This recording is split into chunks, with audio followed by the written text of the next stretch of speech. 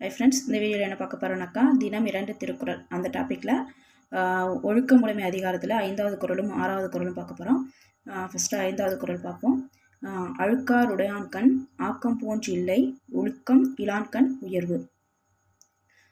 இந்த குறளுக்கான சொற்பொருள் பார்ப்போம். அழுக்காறு அப்படின்னா பொறாமை, ஆக்கம் அப்படின்னா செல்வம்.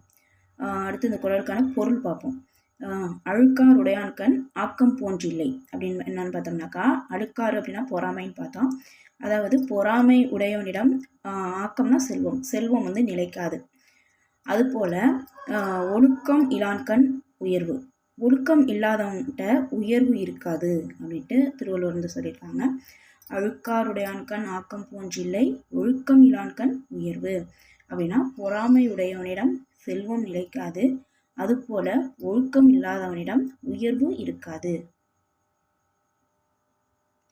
அடுத்து 6வது குறள்.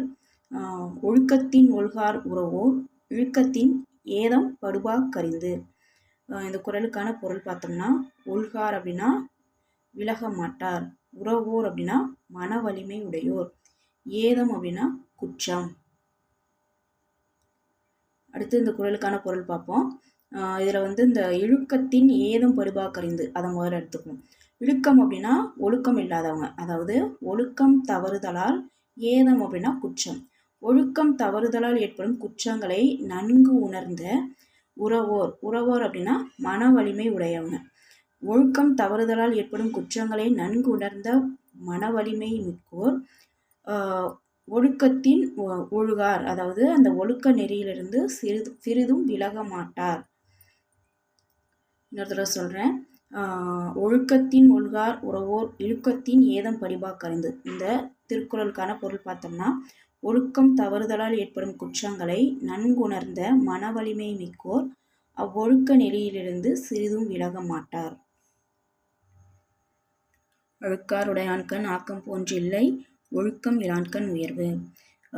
இந்த குறளில் பொருள் பார்த்தோம்னா, பொறாமை உடையவனிடம் செல்வம் நிலைக்காது, அதுபோல ஒழுக்கம் இல்லாதவனிடம் உயர்வு இருக்காது.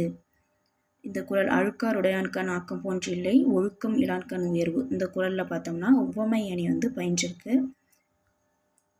அடுத்து பார்த்தோம்னா 6வது குறள். ஒழுக்கத்தின் ஒழுகார் உறவோர் இழுக்கத்தின் ஏதம் படுபா கரிந்து. இந்த குறளுக்கான பொருள் பார்த்தோம்னா, ஒழுக்கம் தவறுதலால் ஏற்படும் குற்றங்களை நன்குணர்ந்த மன வலிமை மிக்கோர் அவ்வொழுக்க நெறியிலிருந்து சிறிதும் விலக மாட்டார்.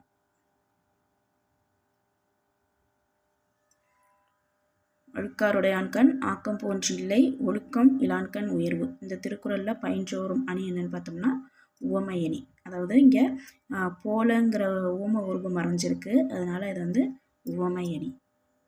தேங்க்யூ.